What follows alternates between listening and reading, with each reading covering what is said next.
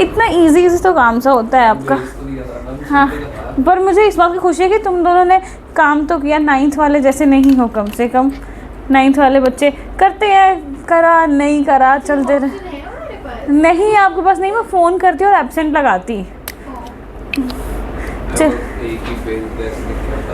मुझे पता है कल किस कीड़ा मकोड़ा मारा तो देखती हूँ ना। चलो डालो हेडिंग तो अब केमिकल बॉन्डिंग। कल छुट्टी है ना दोनों की, मुझे सब पता चल चुका है।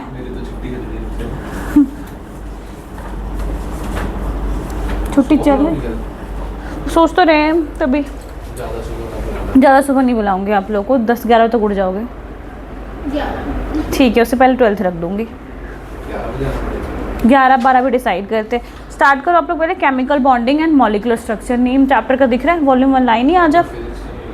कब नहीं, मेरी क्लास में सब chemical bonding and molecular structure इस चैप्टर का नाम है। तो आप लोग छोटी क्लासेस में क्या क्या पढ़ के आए हो? आपने 10th में पढ़ा होगा कि क्या केमिकल बॉन्डिंग में 2 टाइप की बॉन्डिंग पढ़ी होगी। सबसे पहला कौन सा पढ़ा होगा? आयोनिक, याद होगा हल्का हल्का सबको। दूसरा क्या पढ़ा था आपने? कोवेलेंट।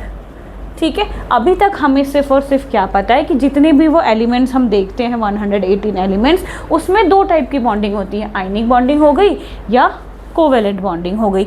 आयनिक वाले में आपको पता होगा कि हमेशा एक एटम दूसरे एटम को अपना इलेक्ट्रॉन डोनेट कर देता है, कंप्लीटली डोनेट करता है और एक ले रहा होता है।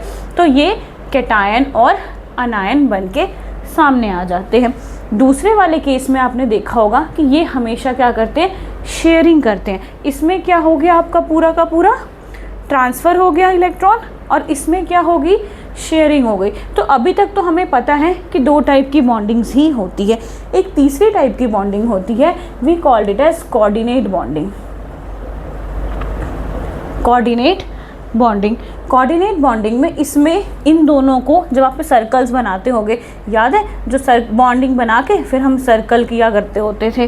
ठीक है, तो इसमें क्या होता था, हम मतलब एक इलेक्ट्रॉन आपने दिया, एक इलेक्ट्रॉन मैंने दिया, दोनों ने हमने बीच बीच में अपने इलेक्ट्रॉन्स रखे और शेयरिंग करी है। बट ये जो कोऑर्डिनेट बॉन्डिंग आप पढ़ोगे, इस कोऑर्डिनेट बॉन्डिंग में क्या होता है? एक को कोई पूरा आगे आना पड़ता है, एक अपनी जगह पे रहता होता है। ठीक है, इसमें ये अपनी जो पॉजिटिव जो ताकतवर है वो अपना बैठा रहेगा आराम से, दूसरे वाले से काम करवाता होता है। तो ये कोऑर्डिनेट बॉन्डिंग इसी का पार्ट है और 12th में पूरा का पूरा चैप्टर का नेम है कोऑर्डिनेशन कंपाउंड। इसमें आपको वापस से आयनिक और कोवेलेंट की डिटेलिंग पढ़नी है 12th के अंदर सिर्फ और सिर्फ। तो सबसे पहले समझ आ गए, सब बेसिक इंट्रोडक्शन क्या है। केमिकल बॉन्डिंग 2 टाइप की होएगी, आयनिक बॉन्डिंग होएगी, कोवेलेंट बॉन्डिंग होगी। अब बताओ कि स्ट्रॉन्ग क्या होता होगा इसमें से? आयनिक बॉन्डिंग, कोवेलेंट बॉन्डिंग, ये सब स्ट्रॉन्ग क्यों कहलाते होंगे? आयनिक बॉन्डिंग के अंदर एक इलेक्ट्रो स्टैटिक फोर्स होती है, दुनिया की 2nd स्ट्रॉन्गेस्ट फोर्स मानी जाती है। ठीक है, इसके अंदर क्या होता है? इलेक्ट्रोस्टैटिक तो फिजिक्स के टर्म में आ जाएगा, इसको आप लोग इलेक्ट्रोवेलेंट लिखो। इलेक्ट्रोवेलेंट फोर्स होती है और ये दुनिया की स्ट्रॉन्गेस्ट फोर्स होती है। ये इतने खतरनाक तरीके से बॉन्डिंग बनाती है। तो इस चैप्टर में आप समझ लो ओवरऑल 5% पढ़ोगे आयनिक के बारे में और ओवर 95% हमने पढ़ना है कोवेलेंट के बारे में। तो इस चैप्टर का नाम केमिकल बॉन्डिंग और मॉलिक्यूलर स्ट्रक्चर के। अच्छा अगर कोवेलेंट बॉन्ड रखा होता ना तो भी चल रहा होता है इसका काम, क्योंकि पूरे के पूरे हमने मोस्टली कोवेलेंट बॉन्ड के बारे में ही पढ़ना है। तो ये यहाँ पे बेसिक इंट्रोडक्शन थी इसकी क्या चीज़ होती है। तो एक डेफिनेशन लिख लो आयन की, एक लाइन की। आयन में होता क्या है? आयन जो फॉर्मेशन होती है, लिखो कंप्लीट ट्रांसफ़र ऑफ इलेक्ट्रॉन्स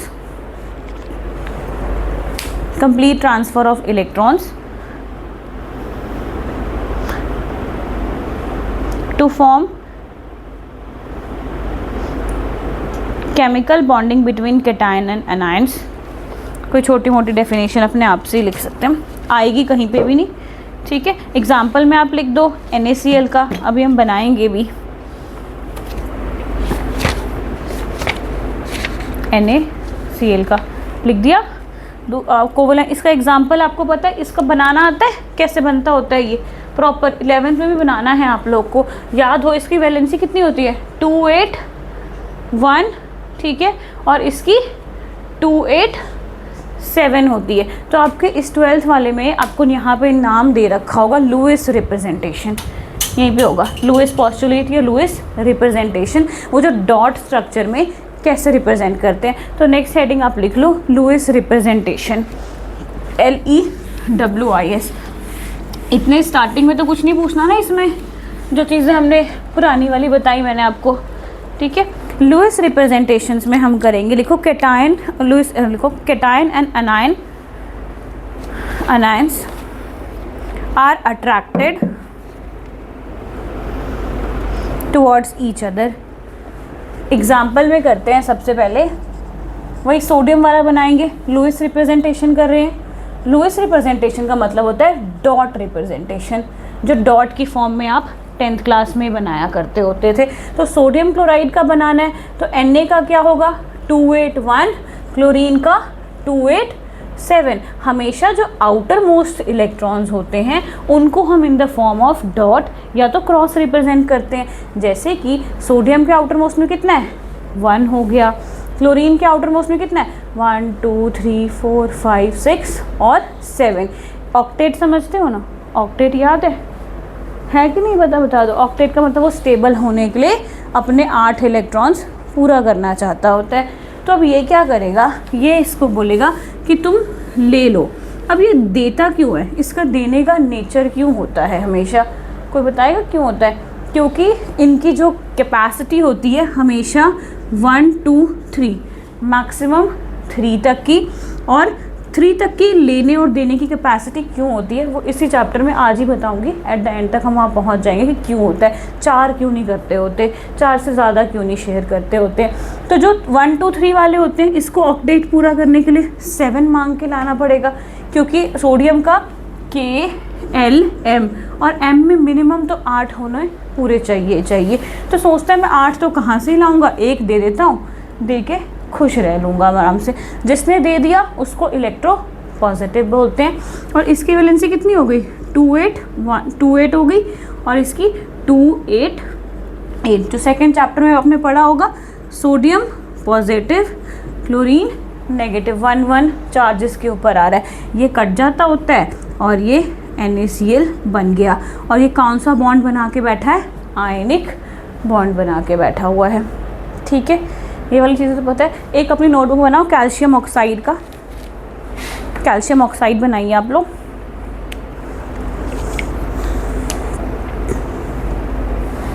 पता है ना कैल्शियम ऑक्साइड का फॉर्मूला CaO, ठीक है। हाँ, सेम ऐसा स्ट्रक्चर बनाना है, आयनिक स्ट्रक्चर बनाना है कैल्शियम ऑक्साइड का।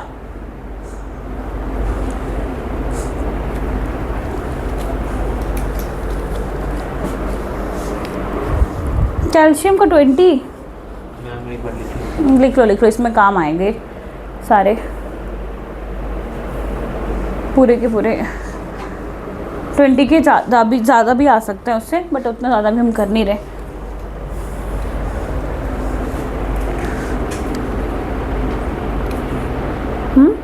बन गया,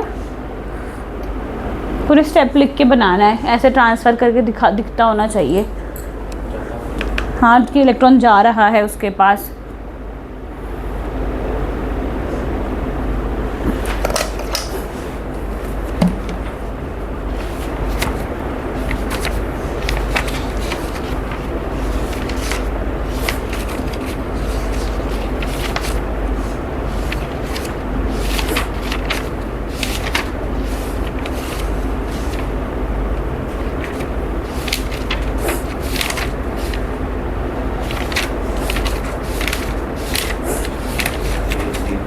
बना दिया आपका बना। कैल्शियम में जैसे 20 होते हैं तो K और L शेल में 2 और 8 आएगा, तो M शेल में हम कॉन्फ़िगरेशन क्या होएगी, M आएगा, N तक जाएगा कैल्शियम का, तो 2882। हाँ 2 होएगा आउटर मोस्ट शेल में, और ऑक्सीजन कितना डेफिशिएंट होएगा आपको बन गया, दिखाओ। इसका थोड़ा यहाँ भी लगे ढंग का, बेचारे को गैप यहाँ करवा दिया है, देना पेन। इसके बाद आपको एक चीज़ और भी लिखनी पड़ेगी, कैल्शियम ने कितने दिए 2 पॉजिटिव, इसने कितने लिए 2, तो ये दिखाना है हमें, तभी इसके ऊपर हम 2, 3, 5 कुछ नहीं लिख रहे होते हैं, ठीक है।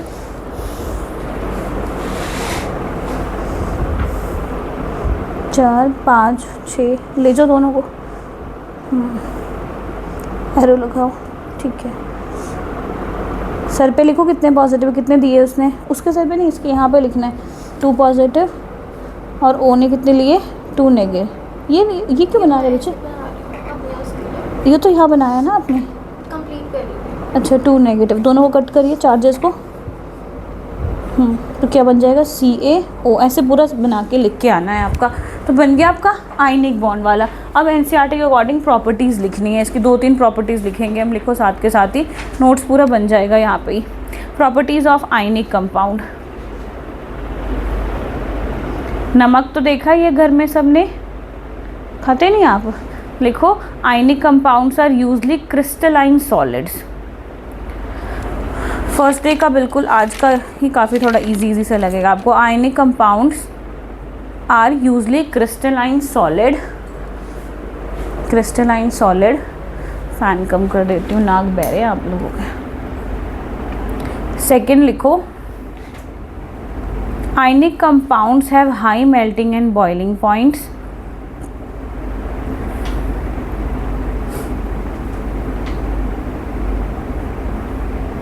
high melting and high boiling point. Next, ionic compounds conduct electricity. Ionic compounds conduct electricity when dissolved in water or when melted. Ionic compounds conduct electricity when dissolved in water or when melted. और when melted। इसका मतलब समझ आया क्या था? ये जो इस स्टेट में है ना अभी, नमक में तो करंट कैरी करेगा नहीं, पर जैसे ही इसको पानी में डालोगे तो ये टूटेगा किस में, Na पॉजिटिव और Cl नेगेटिव में। तो आयनिक कंपाउंड ऐसे तो इलेक्ट्रिसिटी कंडक्ट नहीं करेंगे, बट जैसे ही पानी में जाएंगे या मेल्ट हो जाएंगे तो ये इलेक्ट्रिसिटी कंडक्ट करना शुरू कर देंगे, क्योंकि ये हमेशा टूटने के बाद कैटायन और एनायन बनाते हैं। यूजली आपको किस फॉर्म में दिखेंगे, क्रिस्टलाइन सॉलिड के फॉर्म में दिख रहे हैं। सेकेंड पॉइंट आपने लिखा, इनका मेल्टिंग और बॉइलिंग पॉइंट भी हाई होता है। नमक की ही बात नहीं है, और भी काफ़ी सारे आयनिक कंपाउंड्स हमारे पास बनते हैं। लास्ट लिखो, 3 प्रॉपर्टीज़ लिखी ना आपने, 4th लिख लो। Ionic compounds are usually soluble in water but insoluble in organic solvent. Soluble होता है हमारा वाटर में, but insoluble in an organic, किस में, ऑर्गेनिक सॉल्वेंट में। ऑर्गेनिक सॉल्वेंट समझते हो, अल्कोहल, बेंजीन, केरोसिन, ईथर, ये सारी चीज़ें होती हैं। किस क्या, ionic compounds are usually soluble in water but insoluble in organic solvent. Organic solvent का मतलब होता है वही एसीटोन, केरोसिन, अल्कोहल, एसीटोन, ये सारी चीज़ों को हम कहते हैं। इसके बाद आपने 10th क्लास में एक और चीज़ आप पढ़ी होगी, लेटिस स्ट्रक्चर किसको कहते हैं, क्रिस्टलाइन कह रहे हैं कि मतलब एक जगह क्या है, Na पॉजिटिव, फिर Cl नेगेटिव, फिर Na पॉजिटिव, Cl नेगेटिव, ऐसे करके पूरा का पूरा ये क्या बन जाता है, मतलब पूरी की पूरी एक चेन क्रिस्टलाइन की बनी हुई रहती है। अगर मैं NaCl की बात करूँ तो इसको क्या कहते हैं, लेटिस स्ट्रक्चर।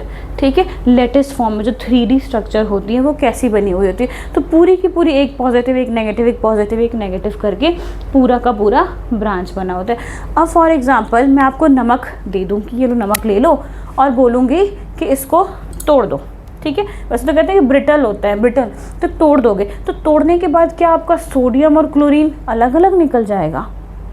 मैंने एक ढेला दे दिया आपको, रॉक सॉल्ट दे दिया, देखा है वो दुकान पे, शॉप्स पे रखे बड़े होते हैं, रेड कलर का जो होता है वो दे दिया, उसको मैंने बोला तोड़ दो, तो तोड़ने के बाद वो क्या हो जाता है, उसमें से कभी भी बोलेंगे ना आपको कि जो क्रिस्टलाइन सॉलिड, अभी कोवलेंट की प्रॉपर्टीज़ भी लिखवाऊंगी, बताऊंगी भी, तो आप ये मत सोचना कि मैंने आपको नमक का ये इतना बड़ा पत्थर दे दिया है, आपने हथौड़ा मार के इसको तोड़ दिया तो Na अलग कर दिया और क्लोरीन अलग कर दिया। ऐसा आपने कभी नहीं किया, आपने NaCl को NaCl के साथ अलग किया है। जो वो टुकड़ा टूटेगा तो उस टुकड़े में आपको NaCl हर टुकड़े में NaCl मिलेगा, ठीक है। आप नॉर्मल तोड़ने के तरीके से लेटिस स्ट्रक्चर्स में से उन आयनिक कंपाउंड्स को अलग नहीं कर सकते होते हैं। ये चीज़ें याद रखनी है। पूछेगा क्वेश्चन कि वो ब्रिटल नेचर के होते हैं, तो ब्रिटल नेचर का होने का मतलब तो आपको क्या लगेगा, हाँ Na अलग हो गया, Cl अलग हो गया, या कोई भी और कंपाउंड है वो अलग हो जाएगा। नहीं तो घर में ही हम सोडियम निकाल लेते अपने क्लोरीन में से, एक्सट्रैक्शन की तो प्रोसेस की बात ही नहीं होती। तो हमेशा जैसे भी टूटने की बात करी जाएगी तो आप समझना जब भी वो टूटेगा तो वो एक पूरा का पूरा आयनिक कंपाउंड अलग कर रहा होगा, ना कि उन आयन्स को अलग अलग कर रहा होगा। वो जब हम इलेक्ट्रोलाइसिस वगैरह करेंगे उसी केस में अलग हो सकता है। वो पता हो बिजली पास करके कैथोड और एनोड पे वो चीज़ें हम फॉर्म करते होते थे। चलो नेक्स्ट आपको लैटिस एनर्जी की डेफिनेशन लिखो। Lattice energy, lattice energy, the energy required to break 1 mole of NaCl लिखा है तो NaCl लिखवा देती हूँ। energy required to break 1 mole of NaCl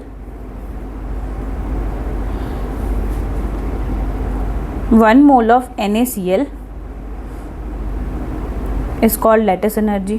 मतलब 1 मोल की बात करेंगे पूरा। अनुष्का मोल पता है, पूरा का पूरा एक कंपाउंड। नेक्स्ट डेफिनेशन लिखो, what is lattice. Lattice energy लिखवा दी, अब लैटिस लिखवा रही हूँ, LATTICE। लिखो तो 3D arrangement of ions in an ionic compound. हाँ 3D अरेंजमेंट, जैसे भी मैं अरेंजमेंट बना रही थी ना वैसे 3D अरेंजमेंट रहेगी। क्यूब देखा है ना आप लोगों ने, वैसे ही स्ट्रक्चर होता है crystalline. 3D arrangement of ions in an ionic compound is called lattice। Clear है छोटी छोटी डेफिनेशन, मीनिंग तो समझ आ गया होगा आपको। ये लाइन लिखनी है तो लिख सकते हो, नहीं तो आपको पता होनी चाहिए। More the lattice energy more will be the stability of ionic compound, ठीक है। लैटिस एनर्जी जितनी ज़्यादा होगी आयनिक कंपाउंड की स्टेबिलिटी उतनी ज़्यादा होगी, तभी तो तोड़ने में हमें ज़्यादा एनर्जी लगने वाली है। अब जो एक क्वेश्चन बार बार पूछा गया है, ठीक है, इसको जब क्वेश्चन बना के लिख लो या जैसे बना के लिखो, factors for stronger ionic compound. What are the factors for the stronger ionic compound. Ionization energy याद है सबको, थर्ड चैप्टर में पढ़ा होगा कि भूल गए। मतलब इलेक्ट्रॉन निकालने की जो एनर्जी चाहिए होती है उसको आयनाइजेशन एनर्जी कहते होते हैं, मतलब एक एटम को तोड़ने वाली। तो फैक्टर्स में सबसे पहला पॉइंट लिखो, less ionization energy of cation. Less ionization energy of cation, less ionization energy of cation. ये सब चीज़ें बेसिक पढ़ी हुई थी अभी तक की। कोवेलेंट के बाद नया स्टार्ट होगा जब आपको VBT, तो लगेगा कि कुछ नया पढ़ना शुरू किया है आपने। पहला लिखो, लेस आयनाइजेशन ऑफ कैटायन लिख दिया आपने। इसका मतलब क्या, कैटायन कौन से होते हैं, पॉजिटिव या नेगेटिव वाले। पॉजिटिव कैटायन पॉजिटिव, अनायन नेगेटिव होता है। तो जैसे जैसे साइज़ बड़ा होता चला जाएगा ना, तो वैसे हम क्या कर सकते हैं, उसमें से एक इलेक्ट्रॉन को ईजिली निकाल सकते हैं। क्यों निकाल सकते हैं, बेचारा न्यूक्लियस भाई तो यहाँ पे होगा। अब इतना बड़ा मेरा शेल बन गया है KLM के बाद, ये इससे कितना हो गया, बहुत ज़्यादा दूर हो गया। अट्रैक्शन रिपल्शन में बहुत ज़्यादा स्पेस आ गई, तो हम ईजिली क्या कर सकते हैं, वहाँ से इलेक्ट्रॉन्स निकाल सकते होते हैं। सेकेंड फैक्टर लिखो, कैटायन साइज़, मतलब एक सेकेंड फैक्टर में नहीं, इसी का था पॉइंट वैसे तो वो, कि कैटायन का साइज़ क्या होगा, किसका सबसे ज़्यादा बड़ा होता है, अल्कली मेटल्स और अल्कलाइन अर्थ मेटल्स का। जैसे ही नीचे चले जाओगे ना तो एटॉमिक साइज़ बड़ा होता चलता है। सेकेंड पॉइंट लिखो, more negative electron gain enthalpy.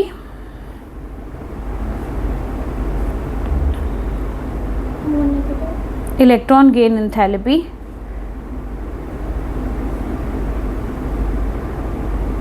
Negative electron gain enthalpy का मतलब क्या होता है, इलेक्ट्रॉन गेन एंथैल्पी बताओगे। एंथैल्पी क्या थी, डेल्टा एच, कुछ याद अगर हो आप लोगों को, सब भूल चुके हैं चैप्टर 3 का, सोच के बता दो। आपको भी नहीं याद? तो कल पूछूंगी वापस से, ये लाइन को यही छोड़ूंगी। नेक्स्ट लिखो, थर्ड पॉइंट लिखो, इलेक्ट्रॉन गेन इन थैलेपी पूछूंगी पहले मैं, दोनों के आ रहा है ये चैप्टर। थर्ड पॉइंट लिखो, high lattice energy. Lattice energy समझा दिया आप लोगों को, 3D अरेंजमेंट जितनी ज़्यादा मजबूत होएगी उतनी ज़्यादा होगी। सेकंड पॉइंट मुझे कल याद रहेगा, मैं वापस से पूछूंगी, इलेक्ट्रॉन गेन इन थैलेपी। ये ख़त्म, यहाँ पे हमारी आयनिक की बात पूरी ख़त्म हो जाएगी। अब हेडिंग डाल सकते हो कोवेलेंट बॉन्ड्स या covalent compounds. Covalent bonds and covalent compounds. कितना टाइम हो गया, कोवेलेंट करके फिर छुट्टी दूंगी। अभी कहाँ छुट्टी, अभी तो वेस्पर भी पढ़ेंगे, फिर हम VBT भी पढ़ेंगे। ऐसे आपकी छुट्टी हो रही है, फिजिक्स की क्लास है? मेरी तो मैथ्स भी है। हाँ कोई बात नहीं, कभी कभी थोड़ी मेहनत करनी चाहिए। एक हफ्ते की बात है, थोड़ा खुद को करो स्टेबल। हाँ, कोवेलेंट कंपाउंड लिख लिया। कोवेलेंट कंपाउंड में क्या होता था, कितने टाइप के होते थे? डेफिनेशन लिखवाई थी मैंने अभी कि शेयरिंग ऑफ इलेक्ट्रॉन की, नहीं लिखवाई? देखना ज़रा लिखवाई कि नहीं। सोना नहीं है, जाग के रखना है क्लास के अंदर। लिखो, the chemical bond formed bye sharing of electrons. The chemical bond formed by the sharing of electrons. इसके तो पेन पेंसिल आज सब गुम जाएंगे, ये लिखना जो पड़ रहा है। लिख लो आरव। मैं अभी तो लिखा है। नहीं लिखा था, वापस से लिखना ज़रा। The chemical bond formed by the sharing of electrons between two atoms. अब चलो, अब 10th 9th 10th में चलो। The chemical bond by the sharing of two electrons या by sharing of electrons between two atoms is known as covalent bond. और covalent bond कब form होता है? आउटर मोस्ट में कितने इलेक्ट्रॉन्स होते हैं तब? याद भूल गए होगे, याद ही नहीं होगा। 4 वाले, 1 2 3 और 5 6 7 जिनके आउटर मोस्ट में ये नंबर आते हैं वो हमेशा आयनिक फॉर्म करेंगे। ठीक है, आयनिक फॉर्म करें। जिनके आउटर मोस्ट में 4 होते हैं वो कोवेलेंट कंपाउंड फॉर्म करते हैं। छोड़ दो, कौन? ये 9th के बच्चे का फ़ोन है। मैम मैं लेट हो जाऊंगा, नहीं ये वो होगा, छोड़ दो। तो ये क्या हो सकता है? तो ये क्या है आपका, जो आउटर मोस्ट में 4 होते हैं उसको क्या बोलते हैं? वो कोवेलेंट कंपाउंड बनाएंगे। तो अब डेफिनेशन समझ गए, इसमें क्या करने आ रहे हैं? वो शेयरिंग करने आएंगे, शेयरिंग करके आएंगे। ठीक है, शेयरिंग करने के लिए अब सोचोगे, अब दोनों को जाना है। कुछ एग्जाम्पल, आइसक्रीम खाने ही चले जाना दोनों के पास ना 10 रुपीज़ की आइसक्रीम होएगी और दोनों के पास अगर 9 रुपीज़ हुआ, या किसी के पास एक की कमी होएगी कोई भी केस में। तो अब हाइड्रोजन के पास कितना होता है? आउटर मोस्ट में 1 होता है। ठीक है, इसके पास भी, अगर मैं कोई सोडियम क्लोराइड का भी एग्जाम्पल ले सकती थी, इसके पास भी कितना होता है? 1 होता है। ठीक है, तो अब ये दोनों क्या करते हैं? एक एक इलेक्ट्रॉन्स को बीच में लेके आते हैं। अगर हम शेल की बात करें जो आप 10th में बनाते थे, ये आउटर मोस्ट, ये कौन सा सेल था इसका? के शेल होता है ना, ये इलेक्ट्रॉन्स, और ये भी अपना के शेल का इलेक्ट्रॉन्स को लेके आता होता था। एक तो ये 11th में ऐसे वाला बनाना है, ये तो 10th में आप बनाते होगे, ये यहाँ लेके आया, ये हाइड्रोजन अपना इलेक्ट्रॉन यहाँ लेके आया, या तो ऐसे। कौन सा बनाया है ऐसे? पहले जो मैंने रब कर वो वाला बनाया था ना, हाँ जी। तो जो भी आप लोगों ने बनाया ऐसे करके, मतलब शेयरिंग हो गई और सिंगल बॉन्ड बन गया। और ये क्या होता है? ऑर्बिटल्स, इसको क्या कहते हैं? ऑर्बिटल्स ओवरलैप करते हैं। ठीक है, ऑर्बिटल्स ओवरलैपिंग करेंगे। अब ओवरलैपिंग के भी 11th में डिसएडवांटेज पढ़ा देंगे आपको कि क्यों करते होते हैं। पूरा हो गया ऑक्टेट इनका, तो ये कौन बना लेगा? Single bond. ऐसे ही आपके ऑक्सीजन में डबल बॉन्ड, नाइट्रोजन में ट्रिपल बॉन्ड बनता है। बनाना आता है? एक एक बनवा के देखूँ या बनाऊँ? बनाए एक एक, फिर एक एक ही बनाना ज़रा। अब से पहले कौन सा बनाओगे? सिंगल में बनाओ, बुक में से देख। Cl2 सिंगल का, पक्का?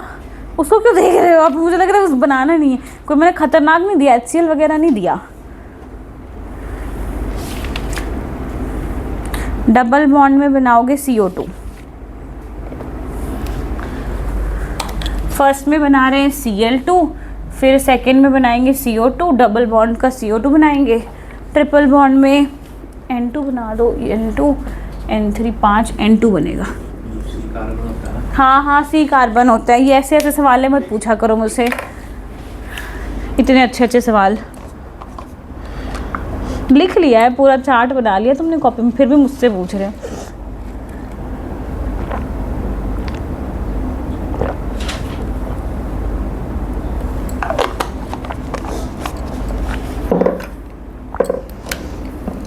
हाँ बॉन्ड भी दिखा देना बस उसके बीच में, ये स्टेप कर देना, ये बॉन्ड दिखा देना कि बन गया। Single bond represent with single line, double bond, ये दिखा देना। 11th में होना चाहिए। दिखाना, नई वाली बुक होगी ना, मेरी तो पुरानी है।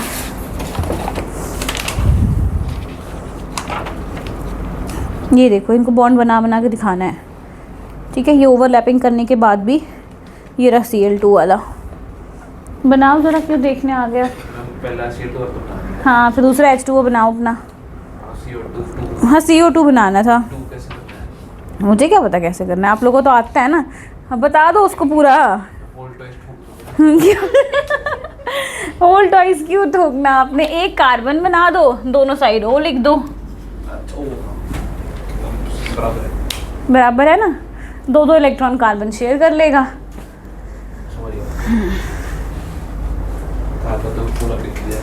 कार्बन के पास होता ही 4 है, वो बिकना ही चाहता है कि मुझे चाहिए।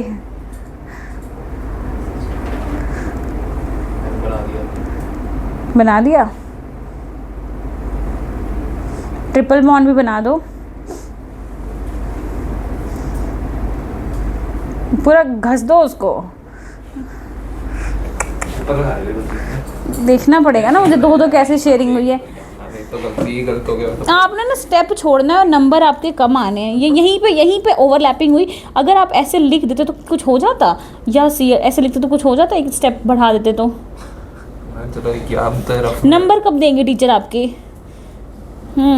टेस्ट वेस्ट जो होगा उसका नंबर कब मिलेगा, मुझे ये बताओ। उसमें तो करूँगा बढ़िया से, उसमें तो अच्छा, उसमें से बढ़िया से करोगे। और क्या बनाना है? और लास्ट N2 बनाना था ट्रिपल बॉन्ड वाला में। हाँ हाँ, नाइट्रोजन ही होता है, 5 वैलेंसी होती है उसके आउटर मोस्ट में।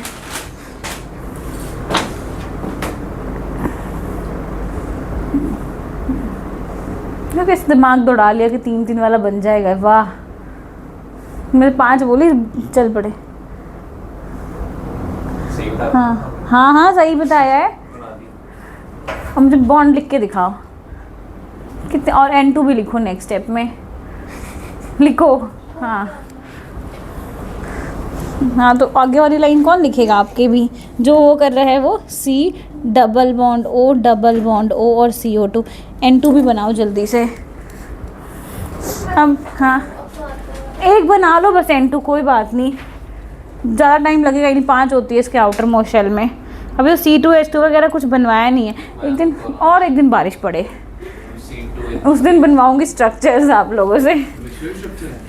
ये इन्हीं सबके हैं C2H2। हाँ हाँ, तो क्या, तो फारसी बोल रही हूँ मैं, मतलब क्यों बनवा रही हूँ, मुझे क्या मिलेगा बनवा के आपसे। ये क्या है, जो मर्जी ले आओ ऐसे बना देंगे। हाँ, ये तो आपको आते ही होंगे ना, यही तो बनवा रही। एक तो C2H2 वगैरह सब है, इनके तो बनवाए ही नहीं मैंने। अभी तो आगे देखो ना क्या क्या बनाओगे। भी खतरनाक से खतरनाक ले आओ, आइंस्टाइन ने भी सॉल्व नहीं करेंगे। हाँ, अभी ये भी बनाना है। ये नहीं, हाँ, ये स्क्वायर प्लेनर क्या होता है, टेट्रा। हाँ, ये बन गया। आपके N2 भी लिख दो। अच्छा, मुझे एक चीज़ और इसमें पूछी जाएगी कि भाई तुम मतलब ये 4 तक ही क्यों कोवेलेंट बॉन्ड बनता है, 5-6 और क्यों नहीं आते। कहते हैं कि बहुत स्ट्रॉन्गेस्ट बॉन्ड बना रहा है, 3-3 शेयर करके, 2-2 शेयर करके। तो ये और 5 वाला भी कर ले, क्या हो जाती होगी, स्टेबिलिटी नहीं हिलते होगी। जैसे अभी क्या कर रहे थे, पास आ रहे थे ना, अपना पास आके अपने स्ट्रॉन्ग कर रहे थे। अब जैसे फॉर एग्जांपल मैं अनुष्का क्या ले लूँगी, एक बॉन्ड पकड़ लिया, एक बॉन्ड थोड़ा कम स्ट्रॉन्ग होगा, थोड़ा सा पास आ गई, वो भी थोड़ा सा पास आ गई। इसका डबल बॉन्ड बनाया, एक और हाथ पकड़ लिया मैंने उसका, ठीक है, और पास आ गए। ट्रिपल बॉन्ड बनाना है तो फॉर एग्जांपल चलो एक पैर भी फंसा लिया, ठीक है, ट्रिपल बॉन्ड तक बना लिया। तो कितना पहले इतने दूर पे हम रह सकते थे, हम मूव कर सकते होते थे, पर धीरे धीरे दोनों एटम क्या होते जाएंगे, पास आते जाएंगे। जब नज़दीकी बढ़ जाती है ना तो पसंद नहीं आते वो लोग एक दूसरे को, ठीक है। तो अब क्या होता है, जो उनके न्यूक्लियस में अट्रैक्शन हो रहा था ना, इतनी पास आने की वजह से उनमें रिपल्शन होना स्टार्ट हो जाता है, ठीक है। जैसे हमारी लाइफ में भी होता रहता है, ज़्यादा नज़दीकी रिश्तेदारियों में तो वो दुश्मनी में बदल जाती है, तो उनको स्पेस ही नहीं मिल पाता, उनके न्यूक्लियस क्या करते हैं, आपस में रिपेल करना स्टार्ट कर देते हैं, ठीक है। 3 के बाद उनके न्यूक्लियस रिपल्शन स्टार्ट हो जाती है, तो जिसकी वजह से 3 के बाद के कोवेलेंट बॉन्ड बनने भी पॉसिबल नहीं रहते हैं। तो यहाँ तक जो भी आपने घिसा पीटा पढ़ा ये सब पुराना था। अब इसमें प्रॉपर्टीज़ पढ़नी है, उसके बाद आपकी नई हेडिंग शुरू जो 11th में शुरू होगी, वैलेंस बॉन्ड थ्योरी। इसमें भी पढ़ोगे, सेम टॉपिक 12th में भी पढ़ोगे, पर दोनों का कॉन्सेप्ट बिल्कुल अलग होगा। अभी आधा पढ़ा रहे हैं, आधा वहाँ पढ़ाएंगे, ठीक है। हेडिंग डालो वैलेंस बॉन्ड थ्योरी VBT। अब ये मतलब बिल्कुल नया होगा आपके लिए। आपने तो स्कूल में पढ़ा ना, आप इसे तो स्कूल जाता नहीं। आपके वैलेंस बॉन्ड थ्योरी के बारे में कुछ याद है, कुछ करवाया टीचर ने? पता नहीं, मैं गई नहीं आज करवाना था। आप तो पता नहीं कब से जा रहे हो। लास्ट का किया था वो तो इसको भी नहीं याद होगा। वैलेंस बॉन्ड थ्योरी, और इसको कहते हैं VBT, ठीक है। अब नई नई थ्योरीज आपकी स्टार्ट होनी हो गई यहाँ पे। अब आपने इससे पिछले वाले चैप्टर में ख़त्म, चलेगा ये लो, मेरे पास तो बॉल ही है।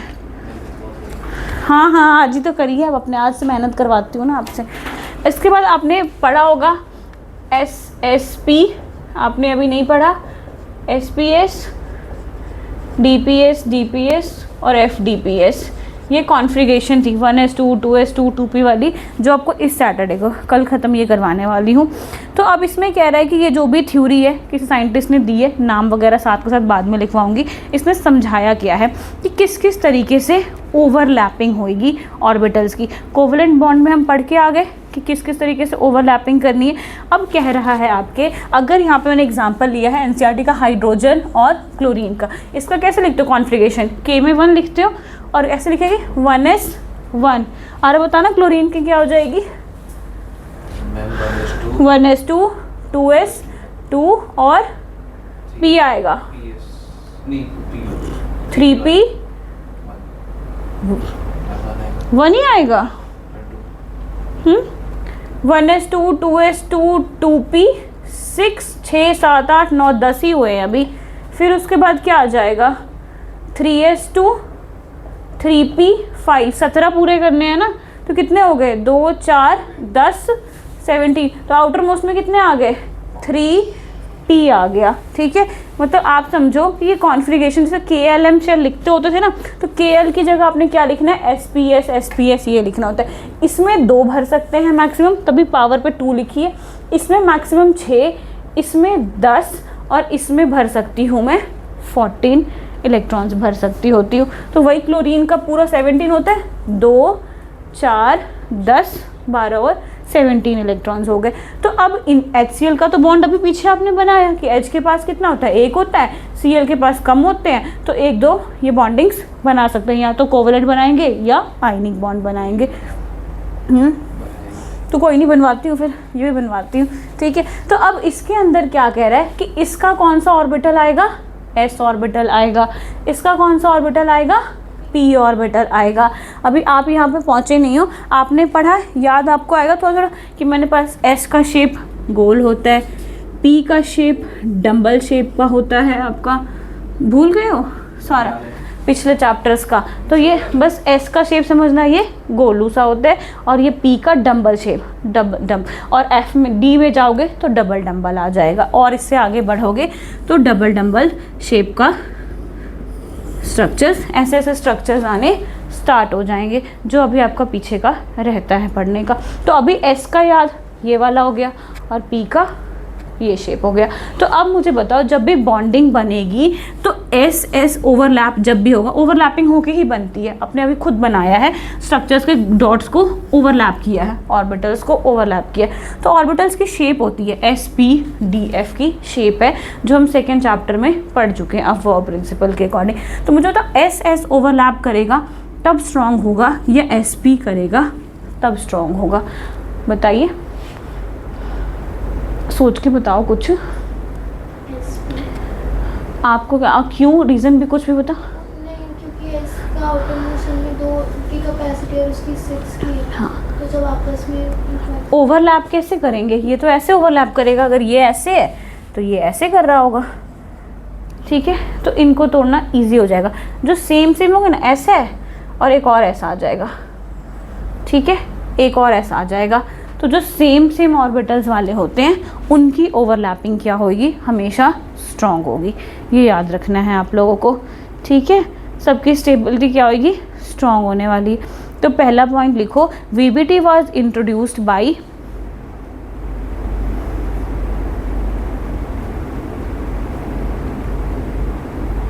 HEITLER। कौन है ये? HEITLER है, sorry, ITLER। And London, LONDON। नाम है साइंटिस्ट के, लिख लो। इन 1927। स्कूल वाले कभी ये पूछते नहीं हैं, अगर पूछेंगे तो समझ जाओ आपके स्कूल वाले भटक गए हैं रास्ते पे से, ठीक है, कि अगर ये नहीं पूछना है आपको। लंदन, LONDON, पता नहीं कैसे नाम रखते हैं, फिर उसमें और भी अलग अलग चीज़ें इन्होंने रख रखी है। तभी मैंने कहा इस पर लिखो द मेन फीचर्स या मेन पॉस्टुलेट। VBT के मेन पॉस्टुलेट्स कौन कौन से होते हैं? बस एक ही पॉइंट था। ये तो इंट्रोडक्शन में किसने दिया, अब हम पॉस्टुलेट्स लिख रहे हैं ना। पहला लिखो, अ covalent bond is formed by overlapping. कहीं का होगा, पता नहीं, ये नहीं मुझे पता, जो पता था वो बता दिया था देख के मैंने आपको। इसमें लिखो, the covalent bond is formed by overlapping of half filled atomic orbitals of half filled atomic orbitals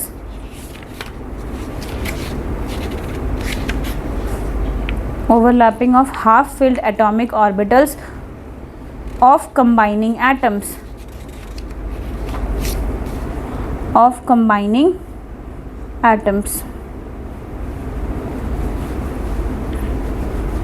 मैंने स्पेलिंग तो HEITLER ही लिखवाया था, और लंदन, हाँ लंदन ही है, ये लिखा भी हुआ है, आप लोग यहाँ पे इसके नाम देख भी सकते हो। मुझे लगा शायद मैंने गलत ना लिखवा दिया, कहीं का होगा। ये रहा, 1927 में घूम गया हिटलर और लंदन। ये लो, हिटलर और लंदन को भूलना मत आप, ठीक है, हिटलर और लंदन का ही नाम है इसका, मिल गया ना आपको वहाँ पे, ठीक है। तो अब आपको पहले वाले का मीनिंग समझाती हूँ, जो पहली लाइन आपने लिखी है। आपको एग्जाम में पॉस्टुलेट्स लिखने हैं, पर पॉस्टुलेट्स के मीनिंग भी आने चाहिए। क्या लिखा, पॉस्टुलेट क्लियर है आपको, कि आपने लिखा कि कोवेलेंट बॉन्ड फॉर्म कब होता है, by overlapping of half filled atomic orbitals. जैसे कि एग्जाम्पल में आपको मैंने बताया, अभी वही एग्जाम्पल कर रहे थे हम, HCl वाली ही कर रहे थे, उसकी कॉन्फ़िगरेशन सेम करेंगे बट उसका स्पिन बनाएंगे। तभी मैंने आपको बोला था पीछे का स्पिन वाला पढ़ो, रहने तो जर्मन, सब जर्मन को पीछे पढ़ा, वो बात तो जर्मन था जो उस दिन पूछा था आपने, ठीक है। ये क्या हो गया, 1s1, और इसके लास्ट में क्या आ गया, 3p5 आया था। बनाना आता है, एस में कितने होते हैं यार, 2, पर इसके पास कितने हैं, 1 ही होता है। आपने ये सीखा नहीं ना, तभी मैंने कब का आपको बोला था पढ़ लो। ये 5 है, पहले हाफ फील्ड भरेंगे, फिर ये भरेंगे, ऐसे ही भरते होते हैं। अब हम हिलाओ मुंडी, अब आपको मुझे लग रहा है पता, उसके तो ऊपर से जा रहा हो कि बना क्या रही है मैम। इतना तो मैम पता, क्लासेस मैं स्कूल जाती हूँ मैम। ठीक है, अच्छी बात है, नहीं आपको दिक्कत ना हो, बस मैं तो इसलिए कह रही हूँ कि वो पढ़ना ज़रूरी था, स्पिन नंबर वगैरह। तो इसमें क्या आपने डेफिनेशन में क्या लिखी, हाफ फिल्ड ऑर्बिटल्स क्या होने वाले हैं, कंबाइन। तो इसमें कौन है, ये बेचारा हाफ फिल्ड है, इसके पास 1 ही है, और ये भी क्या है, हाफ फील्ड है। तभी कह रहे हैं कि पहले वाले जो क्या था, VBT थी, ये जर्मन के जो साइंटिस्ट थे अच्छे, उन्होंने यही चीज़ बोली कि ये क्या करेंगे अपना। तो अब आपको ये समझ आ रहा होगा कि दोनों कौन से डायरेक्शन में है, क्लॉकवाइज डायरेक्शन में है, पॉजिटिव स्पिन है। तो अब कौन उल्टा होगा, ये तो दिमाग में नहीं आता, तो कभी ऐसा तो नहीं आएगा कि दोनों जब ऑर्बिटल्स कंबाइन होंगे तो ऐसे तो रह ही नहीं सकते हैं, ठीक है। हमेशा एक ऊपर और एक डाउनवर्ड डायरेक्शंस में ही आएगा। तो इसमें हमें इतनी दिमाग लगाने की ज़रूरत नहीं है कि कौन जाएगा। अगर इसको रैंडम एग्जांपल से समझाऊं कि एक मैग्नेट यहाँ पे पड़ा हुआ है, एक और मैग्नेट आप फेंकोगे उसकी तरफ, ठीक है। तो अब जब मैग्नेट का फॉर एग्जांपल यहाँ पे जो मैग्नेट पड़ा था इसका नॉर्थ, इसका साउथ था, ठीक है। अब एक और मैग्नेट आपने यहाँ से फेंक दिया, तो इसका जो भी नॉर्थ वाला, अगर नॉर्थ वाला साउथ आ रखा है तो अट्रैक्शन अच्छे से हो जाएगी, ठीक है। अगर नहीं भी आया, फॉर एग्जांपल साउथ आया और इधर नॉर्थ ही है, तो भी जब आप फेंकोगे तो वो घूम जाएगा। कभी आपने देखा एक मैग्नेट फेंका, दूसरा मैग्नेट उसको रिपेल करके फेंक रहा है कहीं? नहीं होता ना। जब हम इंटेंशनली करवाते हैं तब आपने रिपल्शन देखी होगी, नहीं तो जो बेचारा छोटा मैग्नेट होगा या जो घूम सकता होता है वो घूम के उसको अट्रैक्ट करेगा ही करेगा। तो वैसे ही कोवेलेंट बॉन्ड में भी ये स्पिन में हमें दिमाग लगाने की ज़रूरत नहीं है कि कौन उल्टा होगा, दोनों में से कोई भी एक होके ये ओवरलैपिंग करके अपने ऑर्बिटल्स को बना लेगा। क्लियर है ये? ऑर्बिटल्स फिर क्या हो जाएंगे? स्टेबल हो जाएंगे और सब कुछ सेट हो जाएगा इनका। तो सेकेंड पॉइंट लिखो। अब पहली पॉइंट क्लियर है जो आपने कहानी बनाई, ये इसी को एक्सप्लेन कर रही थी। सेकेंड लिखो, atomic orbitals undergoing overlapping, English में मैंने गलत लिखी है। Atomic orbitals undergoing overlapping must be sufficiently close to each other, must be sufficiently close to each other with proper orientation, with proper orientation। orientation समझते हो? alignment जो होती है, with proper orientation।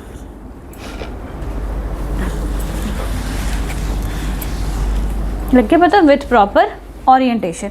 अब इसमें मैंने डायग्राम बनाया है जहाँ पे एस एस बनाया है, तो मैं कह रही हूँ एस हमेशा सेंटर से होगा वो, तो ये दोनों साथ के साथ है तो सेंटर से आराम से इनकी ओरिएंटेशन भी ठीक है, तो ये आपस में टकराएंगे तो ओवरलैप कर दें। अब एक यहाँ पे है और एक यहाँ पे है, तो टक्कर कहीं और ही चला जाएगा, तो इसकी ओरिएंटेशन क्या है? प्रॉपर नहीं है, और ये प्रॉपरली ओरिएंटेटेड है।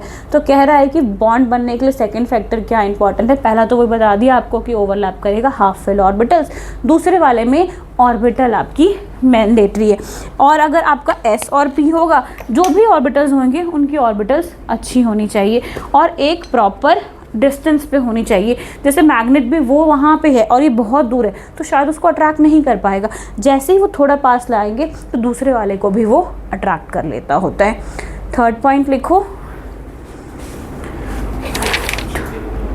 हाँ, नहीं पढ़ना है, मुझे भी संडे को छोड़ दो, मुझे कपड़े धोने होते हैं। लिखो, only valence orbitals of atoms. ये भी बोरिंग है, ये चैप्टर भी बोरिंग लग रहा है उसकी तरह। फिर तो ठीक है ना, फिर वो तो इतना बोरिंग था कि मैं बोर हो गई थी। लिखो, only valence orbitals of atom overlap each other, valence orbitals of atoms overlap each other to form bond by sharing of electrons, to form bond by sharing of electrons।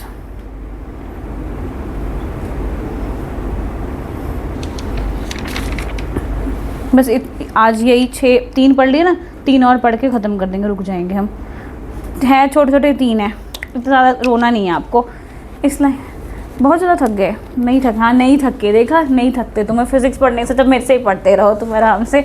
अब कह रहा है कि कोई भी की जो आउटर मोस्ट होएगी, किसी भी कॉन्फ़िगरेशन लिख दूँ, 1s2 2s2 2p6 कुछ भी लिख दूँ, या किसी का लास्ट में आ रहा होगा 3p6 3d1 कुछ ऐसा अगर आ रहा होगा, तो हमेशा आउटर मोस्ट कौन से होंगे?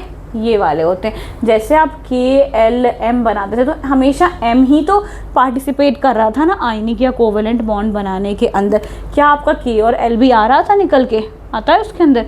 नहीं आते ना, हमेशा जो आउटर मोस्ट में जो इलेक्ट्रॉन बचता था वही पार्टिसिपेट करता था। तो थर्ड लाइन में वही कह रहा है कि हमेशा आउटर मोस्ट शेल वाले जो इलेक्ट्रॉन्स हैं वही पार्टिसिपेट करेंगे। तो इसका कैसे बनेगा? मैंने बनाया 1s, मतलब पहली लाइन में ये न्यूक्लियस है, 1s बन गया, और इधर वाले में 2s भी होता है और 2p भी होगा, ठीक है, 2s 2p भी होगा। और अगर आगे जाऊंगी तो मैं 3s 3p 3d ऐसे करके होने स्टार्ट हो जाएंगे। तो जब आप 12th क्लास में जाओगे ना, तो जब आउटर कॉन्फ़िगरेशन में से बोलूँगी ना इलेक्ट्रॉन निकालो, तो इसमें से भी निकलता है और इसमें से भी निकलता होता है, क्योंकि ये क्या हो जाएगा, इस एटम का आउटर मोस्ट शेल हो जाएगा। ये अपनी कन्वीनियंट के हिसाब से, अपनी स्टेबिलिटी को देखते हुए कभी आप पी में से निकालेंगे, कई बार एस में से निकालते होते हैं। तो 12th में पूछते भी हैं कि मैम इसमें से क्यों नहीं निकाला, तो यहीं पे बता देती हूँ कि न्यूक्लियस के बाद ये जो स्ट्रक्चर बनता है ये के हो गया, तो एल में इसमें कितने हैं, 2 है यहाँ पे। तो 3rd पॉइंट क्लियर है। 4th लिख लो, जल्दी तुम तो जल्दी पहुँचने की कोशिश करोगे, मुझे सब पता है ना। नहीं 6 पॉइंट पूरे करो, पूछ ज़्यादा नहीं है, कल तुमने छुट्टी करी है। छोटा सा ये लिखो, जल्दी लिखो। नहीं है, करी थी तुमने, क्या करूँ, मुझे भी पड़े रहना पड़ा, बारिश तो छूट ही गई थी। A pair of electron with opposite spin, a pair of electron with opposite spin is present in overlapping orbitals.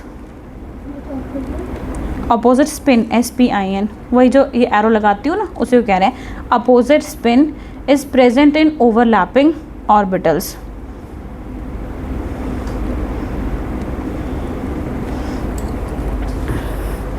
जैसे इसमें अगर मैं S में कह दूँ ना कि ये ऐसे हैं, तो ये जो P वाला आ भी रहा होगा ना, तो एक अपना स्पिन जो है वो अपने आप चेंज कर लेता है और कंबाइन करता है। ये एलिमेंट्स ना इंसानों की तरह लड़ते नहीं है कि तूने करना है तो तूने करना है, ये अपने आप कर लेते हैं और अपना बॉन्ड बना के स्टेबल हो जाते हैं, लड़ते नहीं है। आज 5th पॉइंट पे पहुंच गया रहा, 6 तक ही है ना, 5th पे लिखो। The strength of bond formed, the strength of bond formed depends upon the extent of overlapping, depends upon the extent of overlapping. एक एक लाइन में से अगर क्वेश्चन उठाएंगे, मैंने एक एक लाइन को एक्सप्लेन किया, आना चाहिए। Depends on extent of overlapping, मतलब जितनी ज़्यादा ओवरलैपिंग होएगी उतना ही ज़्यादा बॉन्ड क्या होगा, स्ट्रॉन्ग होगा। ठीक है, अगर S में आ रही है तो उनमें गैप कम होगा, क्योंकि सेम गोल गोल टाइप के ऑर्बिटल्स है। P में हो रहा है, तो अगर S और P में हो रहा है तो SS के कंपेयर में वो क्या होगा, वीक हो जाएगा। ये क्या था आपका, S था, ये P था, इन SS के कंपेयर में इसकी क्या होगी, थोड़ी सी वीक होगी। तो कह रहा है कि जितनी ज़्यादा ओवरलैपिंग होगी उतनी ज़्यादा बॉन्डिंग अच्छी होगी। लास्ट आ जाओ, सिग्मा एंड पाई। कल आपको हेड ऑन वगैरह भी पढ़ाना है। Sigma and pi bond, sigma and pi bond मतलब ये इसी का पार्ट है। ठीक है, सिग्मा एंड पाई मतलब 6 पॉइंट लिखा ना आप लोगों ने, 6 में लिखो कि अगर हेड ऑन होएगी, हेड ऑन आपको बाद में समझाऊंगी, अगर सीधा सामने से कोई दो चीज़ टकरा रही है, इसको कहते हैं हेड ऑन बॉन्डिंग। एक होगी साइड वाइज। ठीक है, जब हेड ऑन बॉन्डिंग होगी तो हमारे पास बॉन्ड बनेगा सिग्मा बॉन्ड। ये बस आप इतना याद रखो, कल बाकी इसको कहते हैं सिग्मा बॉन्ड।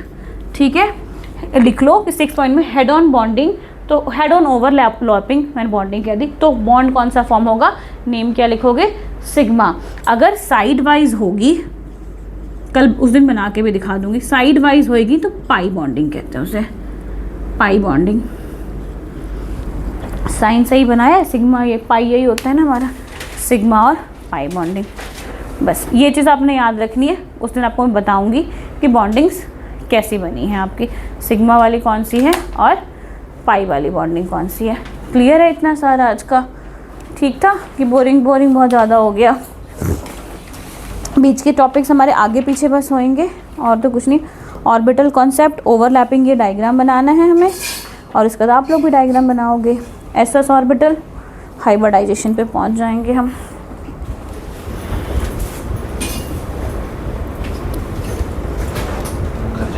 नहीं, घर कैसे जाने का सोचा आपने? उधर वाली क्लास में जाओगे आप लोग।